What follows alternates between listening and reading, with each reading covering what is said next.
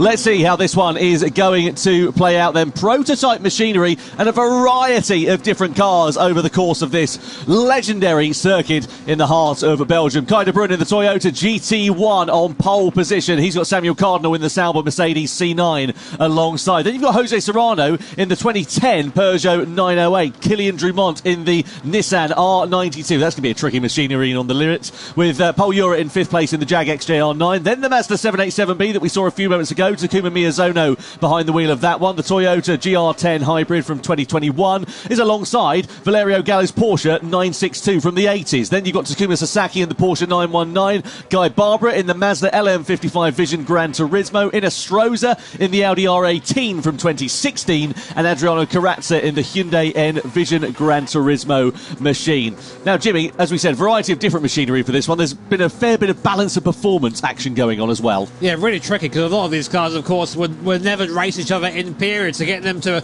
race well together here is one of the tasks of our BOP management here. But something to mention, of course, I actually had a go in some of these cars earlier on in that 787B. Very capable car around here, very quick in the corners. But that GT1 Toyota we've seen from practice, incredibly fast down the straights, but lacking in the corners. So it's going to be an interesting one, this. I don't really know how to call it right now. No, absolutely not. And just to remind you of the points as well, it's double points on offer for the first and the second race compared to what we've had so far in the GT World Series. So 6 points was on offer for the wins in the first 3 events. Now it's 12 points on offer. That then gets doubled again for the grand final here tonight. So there's a lot to play for and a big opportunity for an upset in terms of the standings, with Jose Serrano, of course, still leading. Let's get the race underway then. The Nations Cup Race 1 here in Fukuoka is go, with Kai de Bruyne leading down towards La Source, with Samuel Cardinal followed by Jose Serrano. Are we going to see any dive bombs on the inside there? Looks like Miyazono was trying to lunge through in the Mazda 787B. He's now into 5th place as we come out on the run out of La Source. Kai de Bruyne's gone from pole position down to 3rd, with Jose Serrano now occupying the front of this race. Up through the rise of Eau Rouge and Radion we are for the first time into the Kemmel Straight, and Miyazono's all out of shape, nearly into the back of Kai de Bruyne. That cost him time, cost him a place also to Samuel Cardinal. So we're only about 3 or 4 corners old in this race, and now we've got a change of lead because we're 3 abreast down the start finish straight. Serrano on the inside, Drumont in the middle, Kai de Bruyne on the outside. Who's last of the late breakers? Serrano it is that manages to retain the lead. Drumont into second, and Miyazono somehow, after all of that drama from La Source and in towards Eau Rouge, manages to get himself into 3rd. Oh, de Bruyne's had a mistake somewhere. It was down to P8 from pole position. So a familiar story there from Kai de Bruyne as Takuma Miyazono goes side by side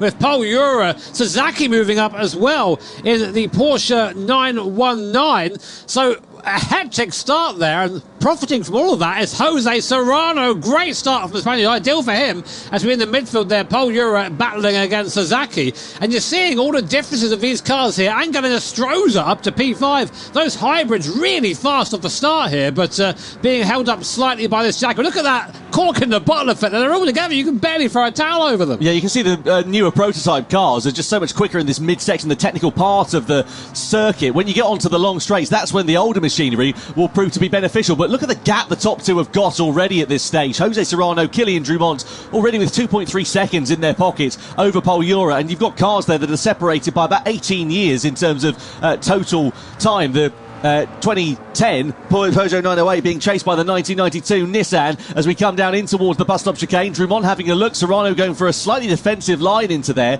manages to get it all up as we see Ura going very deep down in towards the chicane, just about manages to hold position, but Miyazono and Sasaki ready to pounce behind as we start lap 2. Man, what a sight so far in this race. Look at that gap between 2nd and 3rd. Paul Ura got a lot to do to try and bring that back from now. Meanwhile, the rest of the pack goes through La Source. Serrano leading down the hill with a gap now, 0.8 of a second to Drumont, who we now ride on board with in this awesome Nissan Group C car. What a camera angle this is. You think about the power this thing has driving through the rear wheels. It's very tricky to get through the midfield. And now look at that. The legs on this thing, holding it in 4th gear, 305 Ks, nearly 310 Ks. Look at the speed difference, almost run into the back of Jose Serrano there, but you're seeing the strength of that thing. So if Drumont can hold on through this midsection, he can attack then in the first and last, which are much more based around top speed. Here's Miyazono.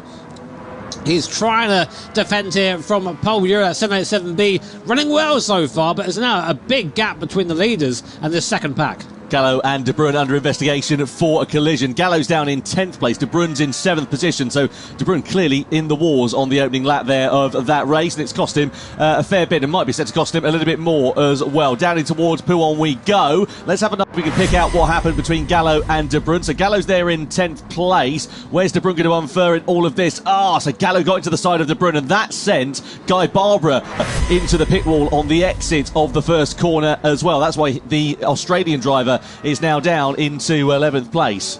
Man, Guy Barbara can't catch a break, can he? It seems every time he comes to one of these, something happens, he's off the back of the field. But same with the Cardinal as well. Strong qualifying, now P10. So goes to show that car choice and that first corner shuffle all about it. Here comes Paul Uric using the V12, that mighty Jaguar, up into P3, and Miyazono not really defending there as the two hybrid cars, the Audi and Porsche, follow on through behind. Well, what an interesting combination. Two green cars, two hybrid cars, they both dive up the inside. Their camera cuts away at the worst time possible. Inestrosa, I think, has got by in the Porsche up to P4. Sasaki there still, though, in up to P5, sorry, in the R18.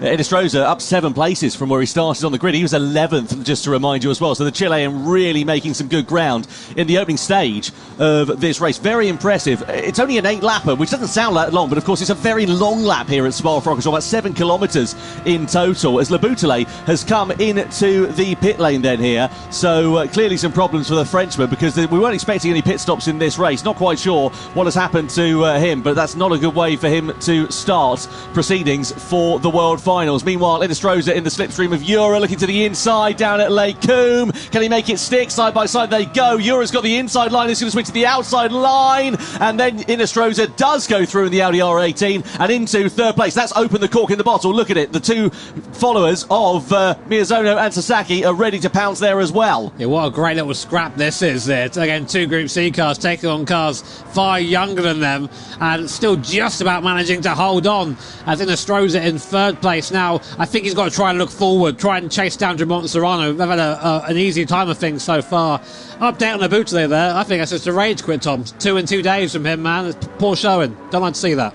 Disappointing there for Thomas Laboutelle then. Either way, to have ended his race early. We go through in towards the chicane then, in the middle part of it, and look at the gap there that Inestrosa has got to make up. 3.3 seconds, a tall order. What he'll have to hope for is Drummond and Serrano to start battling with one another. We have seen a few exchanges of position, but nothing that's going to drop them back to the rest of the field. Out of Paul Frere we go, and in towards Blanchimont as we head towards the bus stop, and you can hear the howl of that Mazda 787B in the distance as we ride on board with Sasaki in the Porsche 919 into the braking zone. And look at the straight line speed. Inestrosa's got the inside line here with Paul Ura trying to attack for position, but into the braking zone. That's a car that Inestrosa is piloting of the Toyota is pretty handy, and no such threat is able to be made by Paul Ura.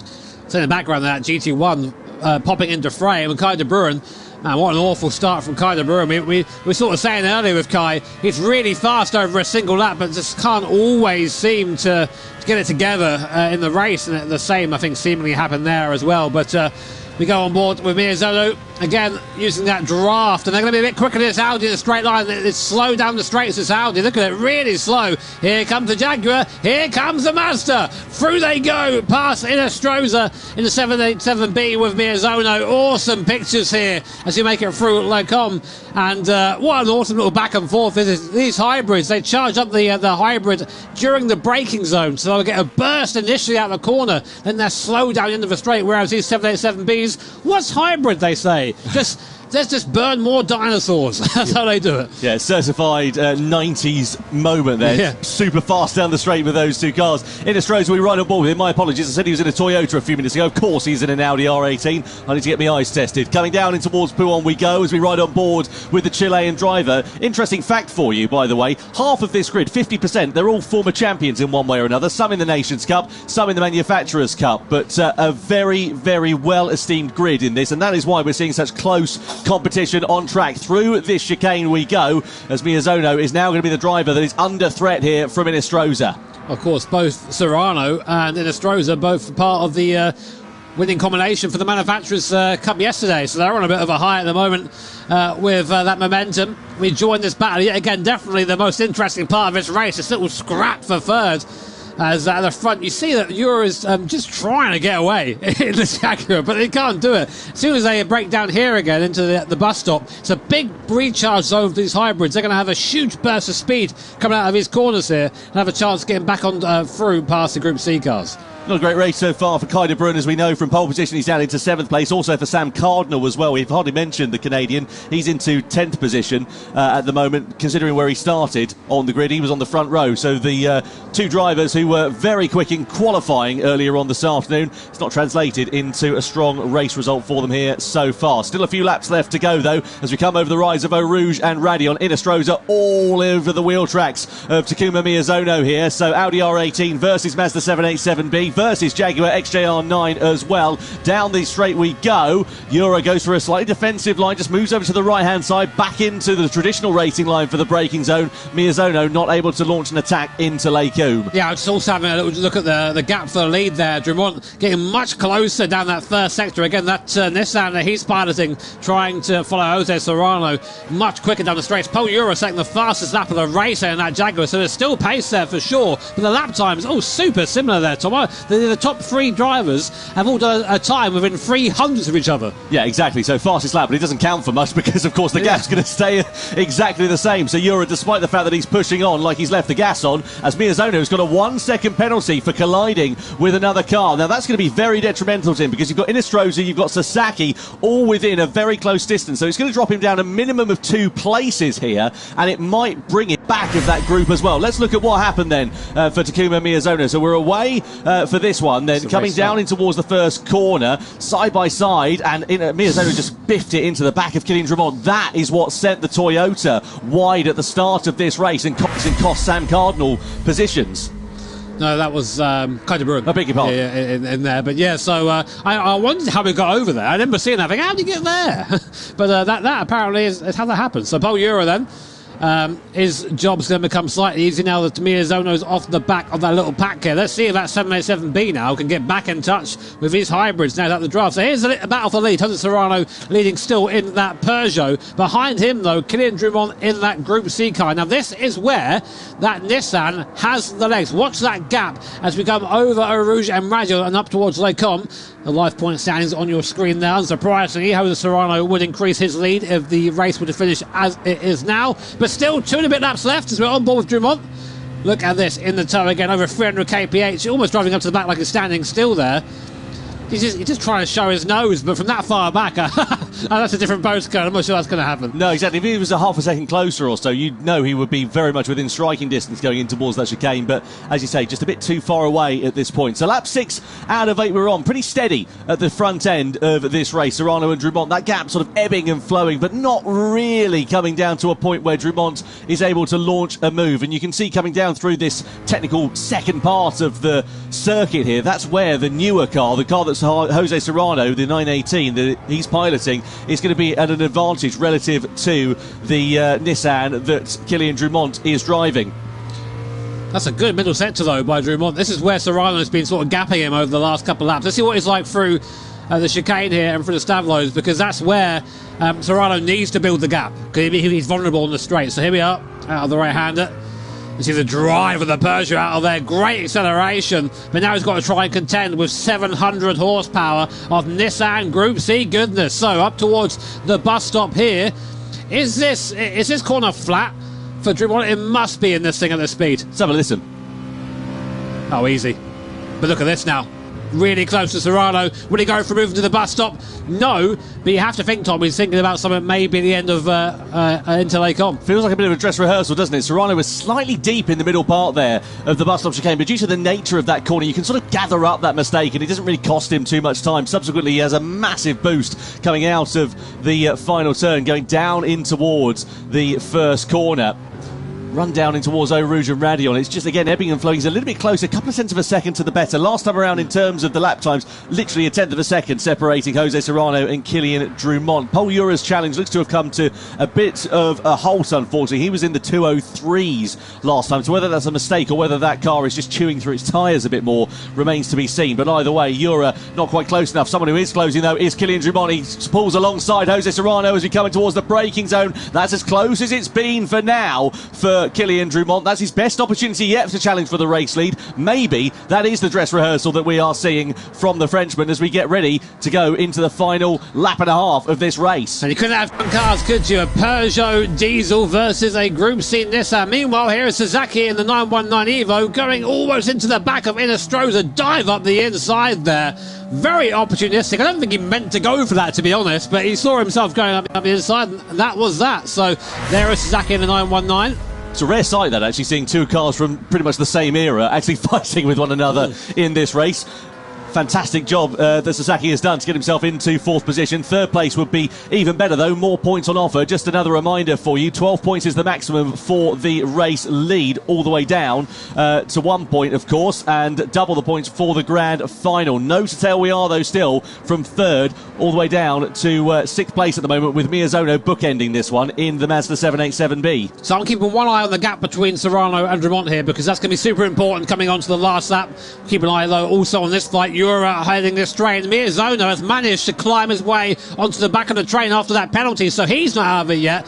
We've got 4 places up for grabs in this last lap of the bit. In goes to the inside. Sasaki to defend from Inestrosa. He's going to try a long way around. Is he going to make it stick? He's still just about got a nose there. Inestrosa making that work. Now it's a drag race down the source. Sasaki's going to win that one. And on to the final lap of the race. Is Drumont close enough to Serrano for a move? Oh, on the inside goes Sasaki. Can he make it stick into La Source? He's got the move, he's got the place, he's got track position, he's through and into third position, but will that cost him drive on the exit? Will leave him vulnerable as we come down the hill and head in towards Eau Rouge and Radion for the final time. So Sasaki through into the podium places for the first time in this race, but now Paul Ura is coming under threat here from Angel Inestrosa, and now he's attacking Takuma Sasaki. Inestrosa as well. We're nearly 3 abreast. We are 3 abreast. Miyazono's in the middle and coming through in the 787B, gets 2 places in the space of 1 straight as we head in towards Lake Coon for the final time. Ura's in third, Miyazono's up through and into second. Inestrosa now, the driver who's gone from attacking to defending to losing places, as Sasaki's on his inside through the right-hander, and now Inestrosa is down to 6th. And look who's back in the mirror. Takuma Miyazono in that orange and green liveried Mazda 787B, climbing his way back up the positions after that penalty earlier on,